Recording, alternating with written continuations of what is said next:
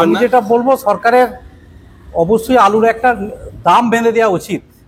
মানে সরকারের একটা দাম নির্ধারণ করা দরকার, যাতে ব্যবসায়ীরাও ব্যবসা করতে পারে, চাষিরাও যেন ন্যায্য দাম পায়। ন্যায্য মূল্য একটা সরকার নির্ধারিত করলে আমাদের ক্ষেত্রে সুবিধা হয়। নমস্কার, আপনারা দেখছেন ইন্ডিয়া পটেটো নিউজ। আজ পূর্ব বর্ধমান জেলার রসুলপুর প্রগতিশীল আলু ব্যবসায়ী সমিতির দীর্ঘ 3 বছর পর সাধারণ সভা অনুষ্ঠিত হলো। বৃষ্টির কারণে মেমারি থানার রসুলপুরে আলু চাষের কোনো ক্ষয়ক্ষতি হয়েছে কিনা, আলু লোডিং পূর্বে আলুর দাম সংক্রান্ত কোনো নির্দেশিকা সরকারের তরফ থেকে বেরোনো উচিত কিনা, পাশাপাশি আজকের নতুন আলুর দাম ও আলুর ভবিষ্যৎ সম্পর্কে কি বলছেন রসুলপুরের আলু ব্যবসায়ীরা, চলুন শুনে নিই। আলুর দুনিয়ার এই গুরুত্বপূর্ণ খবর দেশ ও বিদেশের সকল স্তরের মানুষদের কাছে শেয়ার করে পৌঁছে দিন। চ্যানেলটি সাবস্ক্রাইব ও ফেসবুক পেজটি ফলো করে নিন আলু নিয়ে প্রতিদিন গুণীজনদের নানা মতামত শোনার জন্য। নমস্কার দাদা। নমস্কার। কি নাম আপনার? সৌরভ মন্ডল। আপনি রসুলপুর প্রগতিশীল আলু ব্যবসায়ী সমিতির কোন পদে রয়েছেন? সভাপতি পদে। গতকাল বৃষ্টি কেমন হয়েছে আপনাদের এখানে? আমাদের এখানে হয়েছে, খুব বেশি হয়নি তো মোটামুটি হয়েছে। আর ঠিক দুদিন আগে যে বৃষ্টিটা হয়েছিল সেটা কেমন হয়েছে? ওটা খুব ভালো হয়েছে। শিলাবৃষ্টি হয়েছে নাকি এদিকে? শিলাবৃষ্টি আমাদের এখানে অল্প বিস্তর হয়েছিল, ছোটখাটো, তেমন কোনো ক্ষতি হয়নি। আর এমনি আপনাদের পার্শ্ববর্তী এলাকায়, মানে এটা তো ধরুন মেমারি থানা অন্তর্গত এরিয়া, আপনাদের পার্শ্ববর্তী যে সমস্ত থানা অন্তর্গত এরিয়াগুলো রয়েছে সেখানে গতকাল বা আগের দিন বৃষ্টি কেমন হয়েছে? গতকাল হয়নি, গত আগের বৃষ্টিতে জামালপুর থানার আন্ডারে কিছু গ্রাম শিলাবৃষ্টি হয়েছে। মোটামুটি আলুতে ক্ষয়ক্ষতির কিছু আশা রয়েছে নাকি? আমাদের এইসব ব্লকে ক্ষয়ক্ষতির পরিমাণ নেই বললেই চলে, হলো অল্প বিস্তর। জামালপুর ব্লকের কিছু গ্রাম ক্ষয়ক্ষতির আশঙ্কা আছে। মানে আলুর কি পরিস্থিতি, জমির সেই জমিগুলোর কি পরিস্থিতি? সেই জমিগুলো পরিস্থিতি এখনো জল দাঁড়িয়ে আছে, শিলাবৃষ্টি তো কিছু কম পৌঁছবে বলে মনে হচ্ছে। কোন কোন গ্রামেতে হয়েছে এটা? মূলত জামালপুর থানার এটা কনকপুর, সাদিপুর, আপনার হইবুদপুরে কিছুটা অংশ, জামদর খানিকটা অংশ, আর চকখঞ্জাদি, এই সমস্ত গ্রামগুলোতে হয়েছে। মানে এখনো জমিতে জল দাঁড়িয়ে রয়েছে? এখনো নিচু পোরশন এলাকায় জল দাঁড়িয়ে আছে। বা প্রচন্ড শিলাবৃষ্টি হয়েছে নাকি? প্রচন্ড শিলাবৃষ্টিটা ভালো। গাছও নষ্ট হয়েছে? গাছ সব নষ্ট হয়েছে। আলুর মানে একটা ওই জায়গাটা একটা ক্ষতি, জামালপুর আশঙ্কা রয়েছে। আচ্ছা, ওই যে মোকামটা বলছেন, ওই মোকামে পোগরা জালও তো উঠছে নাকি? পোগরা জালু শেষের মুখে। আর আপনাদের এখানে পোগরা জালু উঠছে? আমাদের রসুলপুর মোকামেও শেষের মুখে। কি দাম আছে আজকে পোগরা জালু? রবিবার আজকে রবিবার পোগরা জালু রেডি মালের দাম হচ্ছে 370 টাকা পয়েন্ট লোড। এটা কি মানে পয়েন্ট লোড 50 কেজি দাম? হ্যাঁ। এটা কি মানে ভালো কোয়ালিটির না গড়বাছাই? না ভাই, এটা ভালো কোয়ালিটি। ডালা ডালা ডালা 370 টাকা। কৃষক কত দাম পাচ্ছে এক প্যাকেট আলু বেচে 50 কেজি? 300 টাকা। মানে এই 70 টাকা এটা পয়েন্ট লোড, মানে খরচ খরচা ভাঙা থেকে আরম্ভ সমস্ত খরচা আছে। আর যেগুলো ছোট ছোট আলু বেরোচ্ছে সেগুলো কিরকম দাম হচ্ছে? সেগুলো দাম নেই, 150 টাকা প্যাকেট। কোথায় বিক্রি করছেন আলুটা এখন চাষিদের কাছ থেকে কিনে? এই আলুটা মোটামুটি আপনার কলকাতা মুখেই বেচা কেনা হচ্ছে। আপনি কিনছেন? আজকের দিনে দাঁড়িয়ে কত প্যাকেট আলু কিনেছেন? আজকের দিনে আলু আমাদের এখানে কাল 20 টাকা কাছে ভাঙা হয়নি, কালকের আলু কিছু ছিল সেইগুলো বেচা কিনা করা। মানে আজকে বাজার কি মানে কাঁচার দাম কি একটু আপের দিকে না ডাউনের দিকে? ওই একই রকম ভাব রয়েছে, যা ছিল তাই রয়েছে। কলকাতার মোকামে এখন অন্যান্য রাজ্য থেকে আলু আসছে নাকি? আসতে পারে বলে মনে হয় না, তবু কলকাতার ব্যাপারটা আমাদের এই ওয়েস্ট বেঙ্গল আলু ঘোরাফেরা করছে। যা বিক্রি হচ্ছে আপনাদের এখানকার লোকাল আলুই। আপনাদের এই যে রসুলপুর, এখানে তো তাহলে 1 তারিখ থেকেই তো আলু লোডিং শুরু হবে না? হ্যাঁ, 1 তারিখ থেকে লোডিং শুরু হবে। আলু লোডিং শুরু হলে মোটামুটি আলুর যে দামটা মোটামুটি কেমন এক্সপেক্ট করছেন দাদা? মানে লোডিং দামটা মাঠের দামটা 400 টাকা আশা করছি, চাষির দাম। মানে জ্যোতি আলু 400 টাকা শুধু চাষির দাম। হ্যাঁ, এবারে ওটা মানে অ্যাপ্রক্স আশা করছেন। অনেকে তো আইডিয়া করছে যে আরো কম দামে লোড হবে, সেই নিয়ে কি বলবেন? খুব কম হবে বলে মনে হচ্ছে না। চাষি আলুটা এই মুহূর্তে দেবে না, পরে আবার কমতেও পারে বাড়তেও পারে, সেটা এখন বলা যাবে না। আপাতত প্রাথমিক স্টেজটা বলছি। আপনাদের এটা হচ্ছে রসুলপুরটা মেমারি থানা অন্তর্গত বর্ধমান জেলার। এই রসুলপুর মোকাম বা রসুলপুর ইউনিটে স্টোর কতগুলো রয়েছে দাদা? 3টে। নামগুলো একটু বলুন। তিরুপতি হিমঘর, রসুলপুর হিমঘর, আর হচ্ছে মহামায়া হিমঘর। গত বছর কি এই 3টেতেই লোড হয়েছিল? হ্যাঁ, 3টেতেই লোড হয়েছে। এই 3টে স্টোরে মোটামুটি আলু রাখা যায় কত প্যাকেট? মানে হাইয়েস্ট ক্যাপাসিটি কত? 7,40,000 প্যাকেট। গত বছর কেমন লোড হয়েছিল? গত বছর 4 লাখ মোটামুটি। অনেক কম লোড হয়েছিল যা ক্যাপাসিটি। কেন কম লোড হয়েছিল কেন? আলুটা আপনার কম ছিল তো। আর এই বছরে কেমন লোড হবে ভাবছেন? এবছর মোটামুটি প্রায় 6+ আশা করছি। মানে গত বছরের চাইতেও বেশি, কিন্তু ক্যাপাসিটি মানে যা আছে সেটা মনে হয় ভর্তি হবে না। সেটা আসবে না। কেন? মোকাম তো ছোট, আবার deficit belt। ডেফিসিট বেল্ট হয়ে গেছে। অর্থাৎ? আলুটা যতটা লাগে স্টোরে হ্যাঁ। সেইটা। ততটা প্রোডাকশন হয় না, আমাদের বাইরে থেকে নিতে হয়। ও এবার মনে হয় বাইরে থেকে আসবে না। মানে অন্য জায়গা থেকেও কি মানে আলু এসে এখানে load হ্যাঁ, হয় নাকি? ভর্তি হয়। অন্য জায়গা থেকে বলতে কি এটা মানে বলুন না, একটা ধরে বলুন, কি নাম দাদা? আমার নাম বিশ্বজিৎ চক্রবর্তী। বিশ্বজিৎ বাবু, অন্য জায়গা থেকে বলতে মানে কোথা কোথা থেকে আসে আলুটা? আমাদের আলু কিছু তো উত্তরবঙ্গ থেকে গতবার এসেছিল, হ্যাঁ।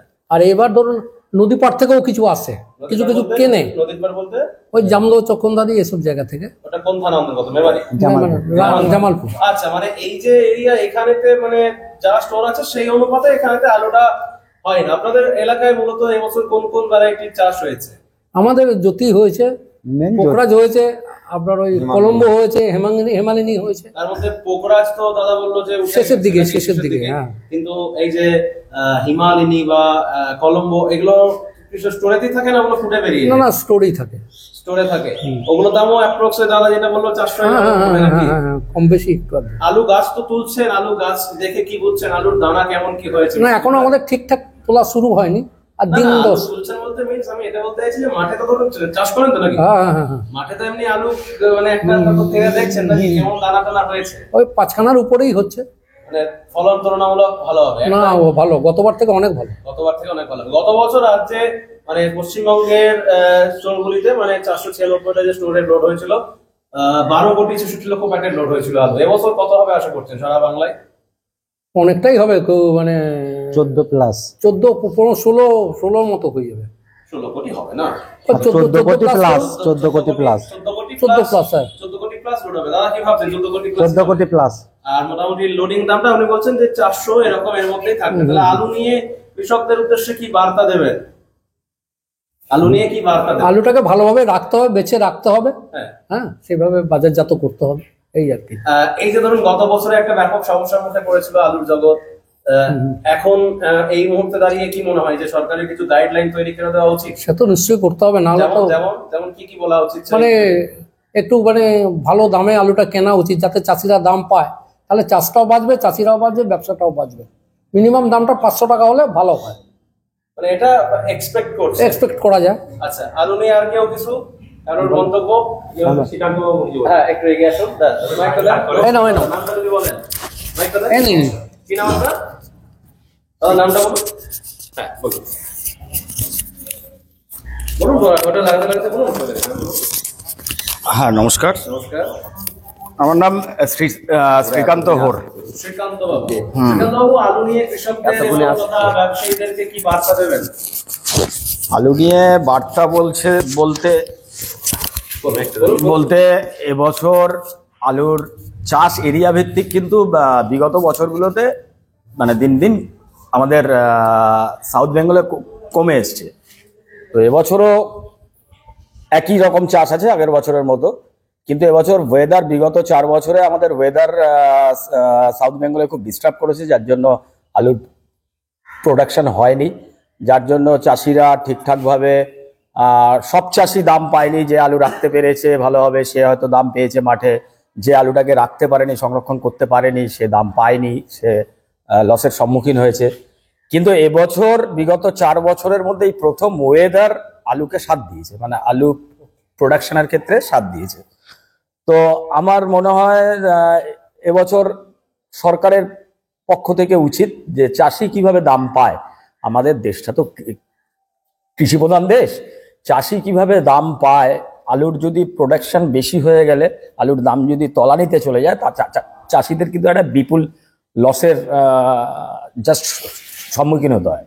সেই হিসেবে চাষি কতটা কিভাবে একটা প্রোডাকশন করেছে তার উপর একটা মিনিমাম একটা লাভ যাতে করতে পারে, সেই হিসাবে আমি সরকার পক্ষকে অনুরোধ করব তারা যেন অতি সত্বর, মানে এখনো সময় আর নেই বেশি, আমাদের আলু ওঠা শুরু হয়ে যাবে, তো সরকার পক্ষ যেন এর জন্য একটু চাষিদের দিকে একটা দুটো পদক্ষেপ নেন। তো আমি মনে করি কিছু আলু যদি এক্সপোর্ট করতে পারেন সরকার এখান থেকে অন্য রাজ্যে বা অন্য দেশে, সেক্ষেত্রে চাষিরা একটু কিছু দাম পেতে পারে। বিগত বছরে যা ঘটেছে সেটা তো সবারই জানা, সেটা নিয়ে আমরা আর আলোচনায় যাচ্ছি না, কিন্তু আমাদের ধারণা এবছর কিন্তু প্রোডাকশন বেশি হবে, আলু বেশি হবে, চাষি যাতে লস না খায় সেদিকে সরকারের নজর রাখা দরকার। এবং চাষিদের পক্ষে আমি একটা কথা বলবো, যে আলুটা রাখবেন, আলুটা তো এবছর মানে আছে, সে আলুটা একটু বাছাই করে রাখুন। বাছাই করে যদি রাখেন, ক্যাটটা কাট পিসটা মানে একটা কাট পিস গিয়ে আর একটা ভালো আলুকে কাট পিস করে, তাতে করে চাষিদের লস হয়। আমি বলবো যে আপনারা আলুটাকে যেটা রাখবেন সেটাকে একটু বাছাই করে রাখুন। ব্যাস, আমার এইটুকুই বক্তব্য। হরদেব সিং সাংঘার এস মার্কা ও সুখজিৎ সিং ভাট্টির বি মার্কা আলু বীজ বিক্রয়ের বিশ্বস্ত প্রতিষ্ঠান ঘোষাল এগ্রিকালচার এন্টারপ্রাইজ। দীর্ঘ 1 দশকেরও বেশি সময় ধরে প্রতিটি কৃষকের বিশ্বাসের আরেক নাম ঘোষাল এগ্রিকালচার এন্টারপ্রাইজ। খুচরো ও পাইকারি বীজ বিক্রয় করা হয়। প্রযত্নে শম্ভুনাথ ঘোষাল। আমাদের 2টি কাউন্টার আছে।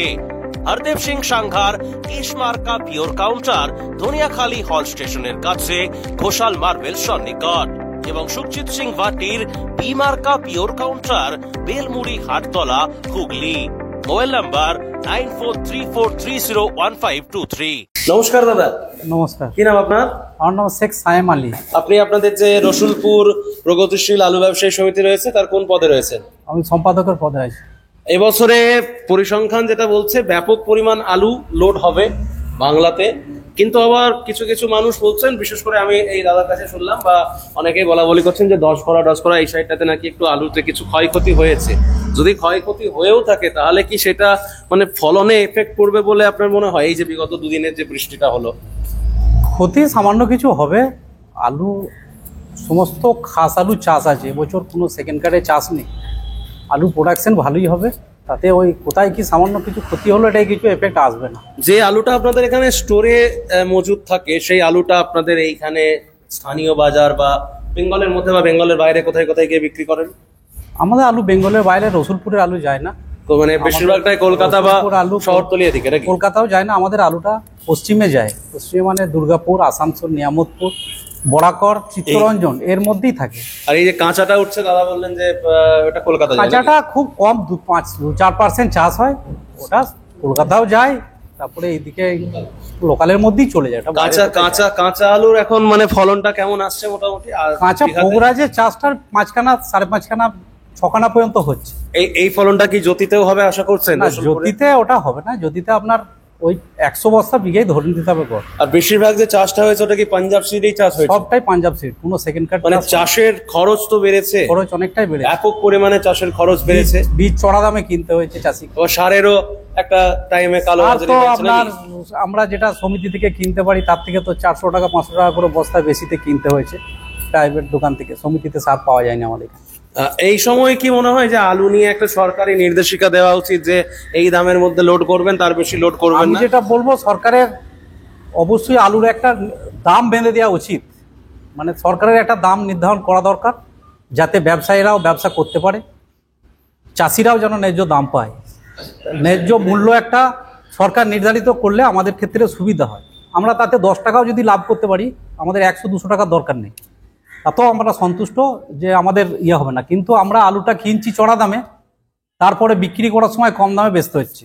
যেহেতু বর্ডার সিল, অনেক রকম সমস্যা, ব্যবসায়ীরা বাইরে 9 বছর 9 মাস 8 মাস 6 মাস মার্কেটে বাইরে আলু পাঠানোর পর যখনই সরকার বর্ডার সিল করে দিচ্ছে, সেই টাকা ব্যবসায়ীরা ভিন রাজ্য থেকে আনতে পারছে না। তার জন্য একটা বিরাট লসের মুখে ব্যবসায়ীরা পড়েছে। ব্যবসায়ীরা আলু কেনার মতো আর পরিস্থিতি ব্যবসায়ীদের নেই। মার্কেট কোনো রকমই যে ঠিক করবে সেটা করতে হবে, ব্যবসায়ী হাতে কোনো পয়সা নেই। সব ব্যবসায়ী টাকা ভিন রাজ্যে আটকে গেছে। ব্যাপার শ্রীকান্ত দা কিছু বলতে চান, একটু যদি বলেন। অ্যাকচুয়ালি সায়েম বলি, সরকারও যে একটা ন্যায্য দাম বেঁধে দেয়, এটা কাঁচা মাল ন্যায্য দাম বেঁধে দেওয়ার যুক্তিতে কিন্তু আমি নেই। কেননা এটা কাঁচা মাল, ডিমান্ড সাপ্লাইয়ের উপর কিন্তু যতই দাম বেঁধে দিক বাজার আপ ডাউন করবে। এটার দুটো রাস্তা আছে।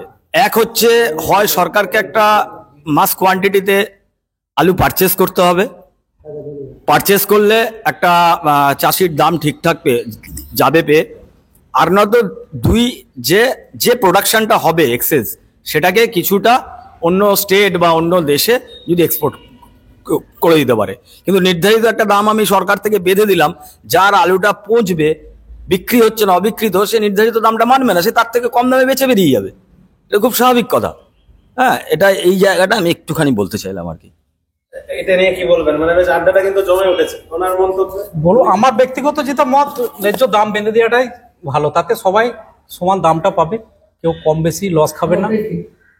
এর উপর কোনো আড্ডাটা কিন্তু জিনিস। আজকের ইন্টারভিউটা মানে সত্যি একটা অন্যরকম ইন্টারভিউ হচ্ছে। মানে বেশ একটা ভিডিওর মধ্যে আমরা অনেক রকম মানে মানুষের মতামত, সায়মদার মতামত আলাদা, শ্রীকান্তদার মতামত আলাদা। আমরা দেখি আমাদের একটা ডিক্লেয়ার বাজার থাকে, হ্যাঁ, যেমন এই যে দাম বাঁধা, আমাদেরও কিন্তু কিছু কিছু ডিক্লেয়ার মার্কেট আছে, সেখানে ডিক্লেয়ার বাজার হয়, ডিক্লেয়ার করি। কিন্তু যখন আলুর ফ্লোটা বেশি হয়ে যায় তখন কিন্তু আমাদের ওই ডিক্লেয়ার মার্কেট থেকেও কম দামে আলু বিক্রি হয়, যেটাকে সবাই বলে আন্ডার রেট। তো সেহেতু নির্ধারিত দাম বাঁধার যুক্তিকতাটা আমার কাছে মনে হয় না। আমার কাছে মনে হয় দুটো রাস্তা আছে এর, চাষিকে বাঁচানো বা সবকিছু দিক থেকে। এক, সরকারকে একটা মাস কোয়ান্টিটি আলু কিনতে হবে, পারচেস করতে হবে, আদারওয়াইজ এক্সেস আলুটাকে অন্য স্টেট বা অন্য কান্ট্রিতে যদি এক্সপোর্ট করতে পারে বা অন্য কিছুতে ইউটিলাইজ করতে পারে আলুটা। একদমই তাই। আচ্ছা, আর কেউ কিছু মন্তব্য? তো দাদা কিছু আর?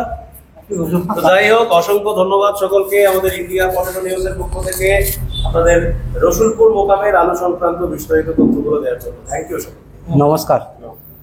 এই অনুষ্ঠানে সম্প্রচারিত সমস্ত বক্তব্য বক্তাদের নিজস্ব ব্যক্তিগত মতামত। এই অনুষ্ঠান বাজারের নির্ধারক নয়। অনুগ্রহ করে ব্যবসায়িক পদক্ষেপের পূর্বে নিজের বিচার বুদ্ধি কাজে লাগিয়ে সিদ্ধান্ত নিন। আলু রাখা বাজারগত ঝুঁকি সাপেক্ষ।